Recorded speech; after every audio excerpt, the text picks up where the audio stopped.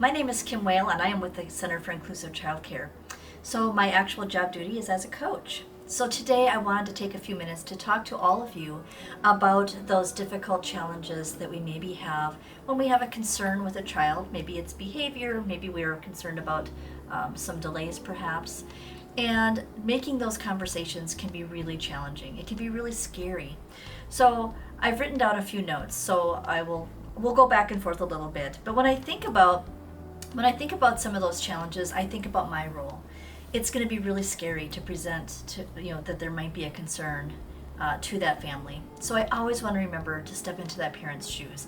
How is what I'm going to share, how is it going to feel for that parent when they're hearing that information? I'm always super mindful that we are a team. And so when I think about a team, I very often draw myself a triangle, right? And so I put the peak at the top. I've got my edges on the side. And on the one end, we've got our caregiver. On the other side, we've got the parent. And then, of course, we're supporting that child best. They're always at the top.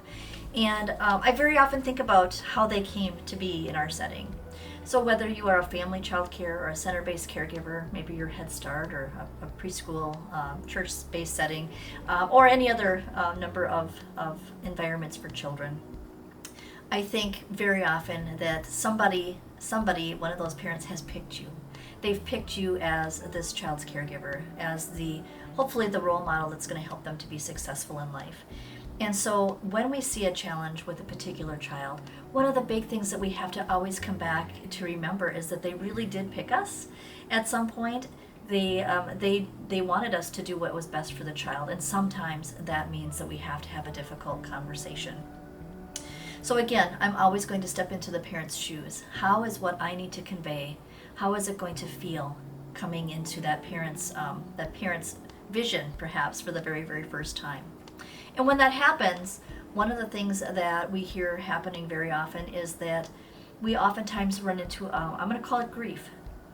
And what does that look like? Sometimes that looks like anger.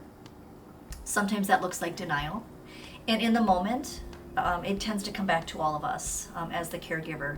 And so what am I going to tell you here? Take time, little baby steps.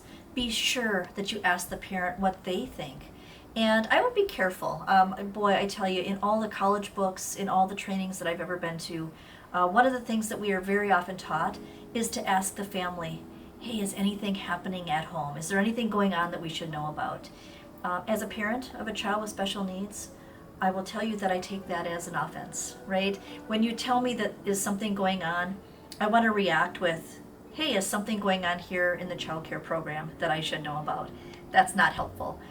Instead, again, I want them to be on my team. I want them to help support this little child best. And to do that, again, we have to be on that same spot. If they're going to be in denial, that's okay. There's still much that we can do to work with that child. And again, in my opinion, about every couple months, I'm going to bring it back up. If I'm still not seeing things, Mom and Dad, hey, can you help me? Is there something else that you would like us to try here in our program? Very, very often, parents do have the answers. They do know the tips and the tricks that are going to help support that child best. So some thoughts. For you, the caregiver, remember to be brave. Be mindful that you, again, must support and advocate for this child. What does that mean? It means that this is why you're having that conversation. It would be way easier just to let somebody else later on down the line, but we know that getting children the best support early on is going to help them the very best. So working as a team and building a good relationship is truly key. So remember every morning when that child comes to visit that you're also building that relationship with the parent. Hey, good morning, Mom. Hey, are those new shoes? Sometimes it's the little things that starts the relationship, and from there we can build an amazing relationship that truly does support this child best. So as we finish today, I want you to be mindful that we do have helps and supports out here for you. At the Center for Inclusive Childcare, we are an amazing resource as far as helping you, the caregiver. We can come in and help the child, and of course we can also help the entire environment. So when we're working to support the child, oftentimes we're supporting the entire room. So that's other children, it's other families in some cases. So how do we do that? So if there's a need for you, please do reach out. You can reach us at inclusivechildcare.org. Reach out, and again, the program that we offer is free to all of you, so you really can't go wrong. Reach out to us. We are kind, we are friendly, and we are good at building relationships and helping you feel like you're getting the supports that you need. Have a beautiful day.